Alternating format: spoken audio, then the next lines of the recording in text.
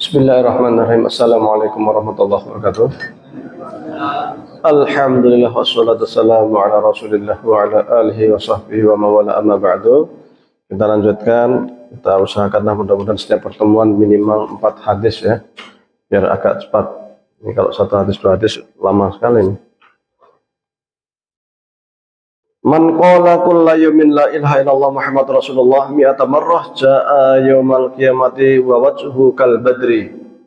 Barang siapa yang membaca zikir la ilaha illallah Muhammadur Rasulullah, la ilaha illallah Muhammadur Rasulullah, la ilaha illallah Muhammadur Rasulullah, sehari 100 kali.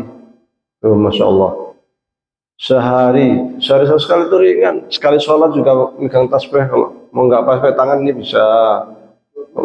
Baik tangan, pakai tasbih bisa. 100 kali sebentar sekali.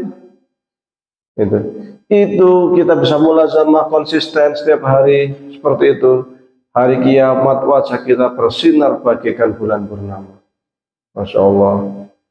Ringan, la ilaha illallah. Dan orang yang sering zikir itu hatinya lebih tenang, tidak kemerungsung ya. Tidak hasad, tidak mudah dengki. Hidup meskipun nyari dunia angel ibaratnya, tapi dia qanaah karena dia sadar seperti yang dikatakan oleh Imam Hasan Al-Basri, alimtu anna rizki layyakudahu wairi fatma'anna qalbi. Saya itu tahu bahwa rezeki saya itu sudah dijatah oleh Allah Subhanahu wa taala. Hari ini rezeki saya 100.000 ya 100. Mau kerja sampai kayak apapun ya 100. Mau ada orang saingan di samping kita sama-sama bakso atau buka bakso lagi di samping kita ya segitu kita. Maka kita fatma'anna qalbi, tenang. Andai kata rezeki kita sehari 110.000 ya segitu. Meskipun nggak ada saingan sama sekali, nggak ada yang orang yang jual cuma kita sendiri, ya dapatnya segitu. Maka ketika kita mencari rezeki itu yang terpenting qanaah, syukur, alhamdulillah dapat 10.000. Masih banyak yang cari makan itu sehari sesusah. Palestina sekarang bisa makan atau enggak, besok belum tentu bisa makan. Belum lagi keluarganya sisa berapa lainnya pada meninggal syahid semua. Belum lagi tangannya hilang, kakinya hilang kan. Jadi kita melihat ke bawah. Kalau melihat ke atas nggak ada habisnya. Wah, tangga saya habis beli mobil, wah habis beli ini, wah ya nggak habis-habis ya. Kalau kita ngejar dunia itu nggak akan pernah ada habis. Maka kekayaan yang paling utama itu adalah ghaniyun nafsi, kekayaan jiwa. Kalau jiwa kita itu kaya, maka orang itu kadang ada orang yang pendapatannya sedikit pendapatnya, tapi rajin sedekah. Dapat 10.000 sedekah, dapat 20.000 sedekah, terus kemudian sedekahnya 500, 1.000, rajin luar sedekah. Tapi ada orang yang penghasilannya besar, suruh sedekah itu wabadirahim, jangan sedekah, lupa sama sholat aja, nggak sholat. Menurut penelitian, orang muslim yang sholat di Indonesia berapa persen? 38%. Bayangkan. Jadi orang muslim Indonesia itu yang ingat Allah sehari sholat 5 waktu cuma 38%. Ini menyedihkan sebenarnya, tapi yang lebih menyedihkan lagi adalah rendahnya kesadaran orang tua untuk mendidik anak. Entah karena orang tua bapak sibuk, ibu sibuk atau bagaimana, wallahu a'lam. Padahal asli nih yang wajib cari nafkah itu orang tua itu apa? Bapak, ibu kalau punya anak prioritas mendidik anak, kecuali dia sudah bisa mendidik anak sambil jualan, sambil mendidik anak, tidak masalah.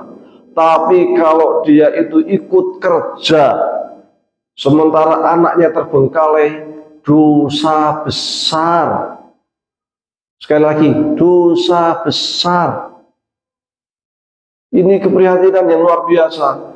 Anak-anak yang nggak bisa ngaji, nggak bisa sholat ke orang tuanya santai. Ini padahal dia nggak nyadar kalau dia itu melakukan dosa besar. Meskipun bapak ibunya rajin sholat, rajin puasa, rajin sholat sunnah mana? Dosa besar. Kenapa? Melalaikan amanah Allah yang diberikan kepadanya. Wong asli nih, dalam hadis kan dikatakan, kalau anak 5-7 tahun nggak sholat kan harus udah boleh dipukul itu. 10 tahun nggak bisa sholat itu pukul itu, nggak mau sholat. Boleh itu. Tapi kita jangankan mukul, santai diamin, biarin aja kan. Orang so ngaji ya biarin, nggak usah baca Quran biarkan. Ini saya beberapa kali ke beberapa sekolah Muhammadiyah, ya mungkin siswanya bukan Muhammadiyah, entah SMP, entah SMA, banyak yang nggak bisa ngaji. Waktunya sholat, padahal siswanya buahnya ada 400-500-an. Masjid gedenya segini, aku orang kebek. Saya heran sampai itu. Ini yang lain kemana ya? Sholat duhur punya siswa jumlahnya 400-500. Kalau segini mestinya penuh ya? Kok nggak penuh? Saya sampai heran ini. Ini yang lain kemana ini? Jadi gara-gara dakwah amar ma'ruf nahi munkar. Saya makanya kadang semakin keliling itu semakin ngelus dodo itu, melihat kondisi kita itu. Kok iso? Maka baiklah kemudian kita itu kalau ngaji, yang suami ajak istrinya, istri ajak suaminya, bawa anaknya ngaji. Oh suami rumah seminggu sekali ngaji bareng yuk. Tutup pintu kunci. Wah sibuk ini wah libur hari ini minggu bisa libur. Cuma habis maghrib sampai isya tok. Bisa kalau mau. Tapi kalau bapaknya cuek, yang tak ngaji, rasa mikir bojo wis, istrinya ya sibuk dhewe wis, anaknya sibuk dhewe ya wis, ya susah. Padahal di dalam Al-Qur'an itu jelas ku anfusakum wa ahlikum naro. Jaga dirimu dan keluargamu dari api neraka. Enggak usah kita teriak-teriak keluar, dakwah kesana kemari, nek keluarganya dhewe belum bisa. Kan gitu. Jadi dakwah utama itu keluarga kita, selamatkan keluarga kita, anak-anak kita, ajak anak-anak kita sholat, ajak anak-anak kita ngaji. Nek iso anak kita itu yang didik ngaji ki mbok dewi, bapak dewi. Karena pahalanya sangat besar. Ketika anak bisa ngaji, setiap satu huruf dia baca, maka dia dapat pahala. Orang yang ngajar dapat pahala. Bagaimana jika yang ngajar orang tuanya berlipat pahalanya? Ya itu yang saya bilang tadi, kita itu pengennya itu dinampakkan. Nek orang nampak orang pengen kurang semangat kan gitu. Itu amanah yang luar biasa. Kalau kita ngaji, ajak anak istri kita bawa ke pengajian. Biar anak itu terbiasa ke masjid. Jangan sampai punya anak SMP, SMA udah bisa ngaji. Konsolat angel, jangan sampai orang tua mestinya kalau kayak gitu tuh setiap hari itu mestinya gemetaran takut, mestinya dia itu setiap malam harus sholat tahajud nangis. Kalau punya anak sudah balik kok belum bisa ngaji, sholatnya masih bolong-bolong, mestinya orang tua setiap hari harus nangis karena dia tahu masa depan. Duh, saya nanti tanggung jawab saya di depan Allah itu gimana ya? Apa yang kira-kira akan saya jawab ketika Allah nanya ke saya? Abot tanggung jawabnya anak. Maka kalau anak sampai terbengkalai hanya memberatkan pekerjaan, dosa besar. Lebih baik mundur dari pekerjaan seorang istri ya, bukan suami. Kalau suami yang wajib, tapi seorang istri, daripada anak terbengkalai, tidak terdidik, lebih baik mundur dari pekerjaannya. Ini serius, karena generasi kita itu ya generasi anak-anak itu. Kalau anak-anak kita rusak, generasi ke depan lebih rusak lagi. Karena luar biasa SMP, SMA zaman sekarang rusaknya luar biasa. Kalau udah pacaran kayak gitu itu, naik motor ke sana kemari, ngeri saya lihat tuh.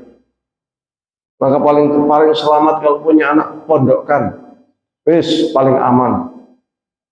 Kalau pengen jadi insinyur, jadi dokter, banyak pondok-pondok Muhammadiyah yang orientasinya ke sana. Banyak.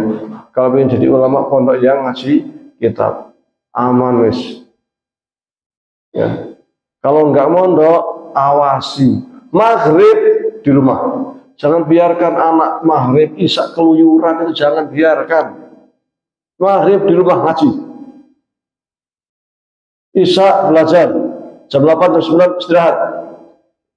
Ini harus disiplin. Kita itu kadang harus buat peraturan di rumah itu anak kita itu. Nggak taat hukum, nggak usah kasih uang jajan. Gitu. Kalau nggak gitu ya nggak jadi-jadi. Dan itu harus dari kecil. Pembiasaan itu harus dari kecil, dari umur 2 tahun, 3 tahun, 4 tahun, terus dibiasakan. Habis maghrib di rumah enak ngaji, saya simak. Kalau sudah biasa, insya Allah anak itu habis maghrib itu sebelum maghrib, habis maghrib sudah megang Quran itu. SD jangan dikasih HP, gopor SD HP, nggak ada gunanya. Jangan dikasih HP, sumber petaka itu. Saya aja kalau SMP mesti mikir-mikir. Tapi kadang sistem pendidikan kita juga tidak mendukung juga kadang. Pengennya kita nggak kasih HP, sekolahnya menuntut PR pakai HP. Repot juga itu. Merusak sistem juga. Kenapa? Karena menterinya Gojek. Yang biasa pakai HP. Akhirnya santri murid-muridnya suruh megang HP. Repot. Sekolah paling bagusnya manual. Bahkan di sana di Eropa itu sekarang mulai dikembalikan lagi sekolah manual. Nggak boleh pakai laptop. Nggak boleh pakai HP. Manual. Pakai apa? Pulpen sama buku. Begitu. Kalau di pondok-pondok masih manual, nggak boleh pakai HP.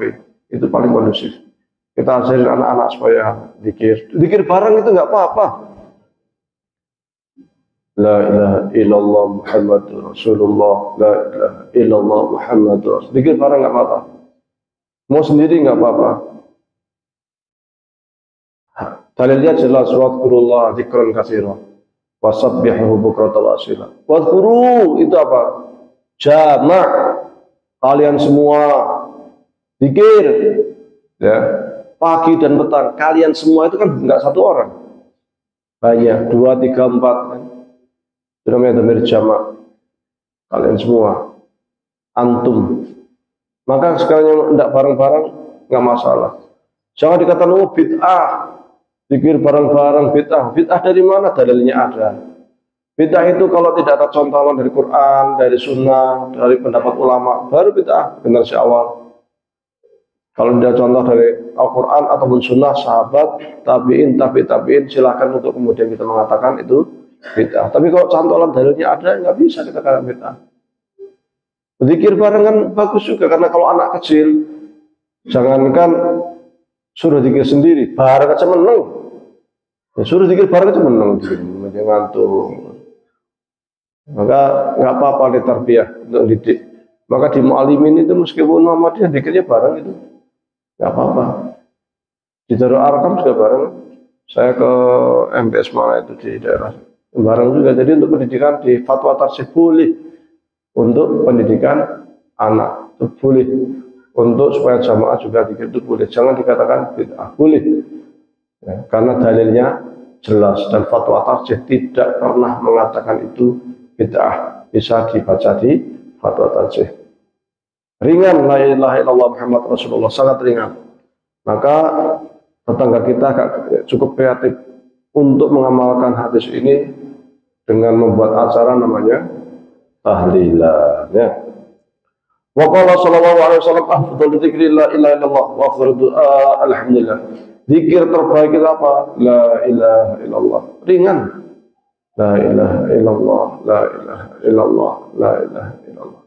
Sebaik-baik doa, alhamdulillah. Orang Mesir, apapun dia alhamdulillah. Dapat musibah aja dia bilang alhamdulillah. Ya ini memang ketentuan yang Allah takdirkan untuk saya terima ya alhamdulillah. Orang Mesir itu. dapat musibah aja alhamdulillah. Saking ta'alluq hatinya itu sumindi sama pangeran, sama Gusti Allah itu luar biasa. Jadi doa itu dibagi jadi dua. Doa itu ada namanya tolabi, ada namanya tana. Doa itu ada doa permintaan, ada pujian. Kalau kita berdoa sebelum kita minta, sunnahnya kita muji dulu. Bersolawat, Allahumma sholli ala sayyidina Muhammad fil awalin, Allahumma sholli ala sayyidina Muhammad fil akhirin, Allahumma sholli ala sayyidina Muhammadin fil mala'il a'la ila yaumiddin. Kita memuji Allah. Hamdan syakirin, hamdan na'imin, hamdan, alhamdulillah. Hamdan yuwafi ni'amahu wa yukafi'u mazidah. Ya Rabbana lakal hamdu kama yanbaghi li jalali wajhika wa 'azimi sultanik. Ini doa. Doa bentuknya sana. Dan kita berdoa itu pahala loh. Wis njaluk pahala meneh. Ya. Ini sana. Yang kedua tolak. Baru setelah itu kita minta. Allahumma inna nas'aluka ilman nafi'an wa amalan mutaqabbala wa rizqan halalan thayyiban. Allahumma inna na'udzubika min ilmin la yanfa' wa min qalbin la yakhsha wa min nafsin la tashba' wa min du'ain la yustajab laha. Sebaik-baik doa adalah doa yang ada di dalam hati kita. Maka kalau doa tidak harus berbahasa Arab, bahasa Jawa, bahasa Indonesia sama saja. Jadi apa yang ada dalam hati kita minta. Dan tempat atau doa yang mustajab itu diantaranya waktu sujud. Waktu sujud, apa yang kita minta kita rentakkan dalam hati kita. Doa dalam hati, tidak dilisankan. Kalau dilisankan nanti sholatnya batal. Allah itu tahu apa yang ada dalam hati kita, apa yang ada di dalam pikiran kita itu Allah tahu. Setelah baca subhanallah, subhanallah, nanti setelah itu doa. Doa. Dalam hati kita. Dalam hati kita. Pakai bahasa apa? Bahasa Jawa iso, bahasa Indonesia iso. Kemudian doa selepas sholat mustajab. Atau doa pas hari Jumat pada asar, antara asar sampai maghrib. Doa. Atau antara azan dan iqamat. Azan kan, setelah azan kita sholat sunnah ya. Doa sampai nunggu iqamat. Atau yang juga sangat mustajab, malam menjelang subuh, wabil ashari hum yastaghfirun. Di waktu sahur, waktu menjelang subuh, banyak doa, banyak beristighfar. Itu doa waktu-waktu yang sangat mustajab. Dan kalau ingin doanya mustajab itu, selain tempat-tempat tadi itu, apa waktu ya, selain waktu-waktu, makanan kita jangan sampai ada makanan haram masuk ke dalam tubuh kita. Kalau ada makanan haram masuk ke dalam tubuh kita, itu menutup pintu langit, sehingga doa kita susah terkabul. Maka hati-hati dengan makanan haram. Dulu para sahabat, para salaf soleh, kalau suaminya mau kerja, istrinya pesan, wahai suamiku, bismillah, atas nama Allah silahkan berangkat bekerja. Saya hanya berpesan, tolong carikan harta yang halal. Jangan sekali-kali cari harta yang haram. Kami, saya, istri, sekeluarga, anak-anak masih sanggup menahan lapar di dunia, tetapi kami tak sanggup menahan panasnya api neraka. Itu pesan dari seorang istri ketika mengantar suaminya bekerja, mengantar depan pintu, dikasih pesan, sesungguhnya kami tak kuat panasnya siksa neraka. Kemudian maka itu perlu kita hati-hati. Dan ketika ada harta haram yang masuk ke keluarga, bisa jadi itu yang menjadi penyebab anak-anak kita nakal. Bisa jadi itu yang menjadi penyebab istri kita itu yang dipikirinnya dunia saja. Bisa jadi. Maka seorang suami juga harus mikir, harus lihat kira-kira kok anakku kok nakal orang umum gitu. Apakah ada harta yang masuk secara haram apa enggak ya? Lihat, aku tahu korupsi, sidik tapi ya sidik terus. Nah, ini hati-hati ya. Baca la ilaha illallah, zikir la ilaha illallah, la ilaha illallah Muhammad Rasulullah sama alhamdulillah, alhamdulillah, alhamdulillah ya. Baik, mudah-mudahan bermanfaat. Insyaallah kita tidak ada yang sahabat ya. Ada atau ada yang mau nanya? Enggak ya. Kita cukupkan. Aqulu qouli hadza wa astaghfirullah li wa lakum min al-qalami wa ma yasturun. Assalamualaikum warahmatullahi wabarakatuh.